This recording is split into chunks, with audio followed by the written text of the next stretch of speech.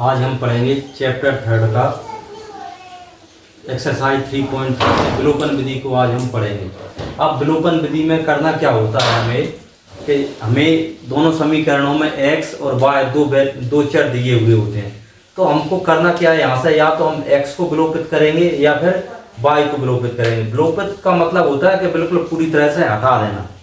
अब इसको हम चलो एक क्वेश्चन के द्वारा समझते हैं जो कि परीक्षा की दृष्टि से बहुत इंपॉर्टेंट है। ये है 3.3 का क्वेश्चन नंबर 1 का 1। समीकरण दी हुई है हमें x प्लस y बराबर 5 और 2x माइनस 3y बराबर 4। अब इसको हमको विलोपन विधि से हल करना है। तो सबसे पहले तो लिखेंगे दिया है रैखिक समीकरण। जो समीकरण दिए हुए हैं, पहला समीकरण x प्लस वाई बराबर 5, इसको हम इक्वेशन 1 नाम देंगे। दूसरा समीकरण दिया है हमें 2x माइनस 3y बराबर 4, इसको हमने समीकरण नंबर 2 नाम दे दिया। अब यहाँ पे हम देखेंगे दोनों समीकरणों को। यहाँ पे एक x है और यहाँ पे 2x है, यहाँ पे y 1 है और यहाँ पे y 3 है। तो अब इसमें हम किसी को भी विलोपित कर सकते हैं, हमारी चॉइस है, या तो x को विलोपित करें या फिर y को विलोपित करें। लेकिन हम यहाँ पे ये देखेंगे विलोपित करने के लिए हमको जरूरत होती है कि चाहे x हो या y हो, दोनों में अलग अलग चिन्ह होना चाहिए। अगर x प्लस में है तो हमको फिर नीचे वाला x माइनस में करना पड़ेगा। अगर तो यहाँ पर हमने देखा कि y ऊपर प्लस में है और नीचे माइनस में है। अब क्या करेंगे, लिखेंगे सबसे पहले तो विलोपन विधि से हल करने पर, विलोपन विधि से हल करने पर।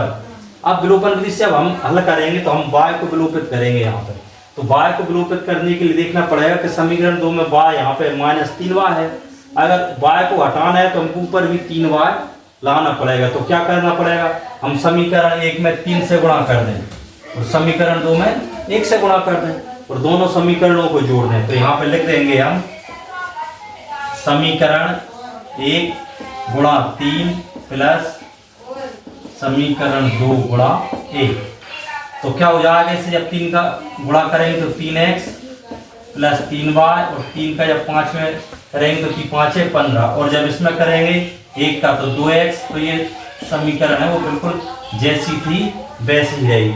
अब हम इसको क्या करना है, ऊपर प्लस और माइनस में और प्लस करना है। जब प्लस करते हैं तो नीचे वाले समीकरण को चिन्ह है वो जैसे हैं वैसे ही रहते हैं। तो यहाँ पर 3y से 3y कट जाएंगे क्योंकि ये प्लस की है और ये माइनस की। ये दोनों प्लस के हैं, 3 और 2 5x हो जाएंगे बराबर 15 और 4 19।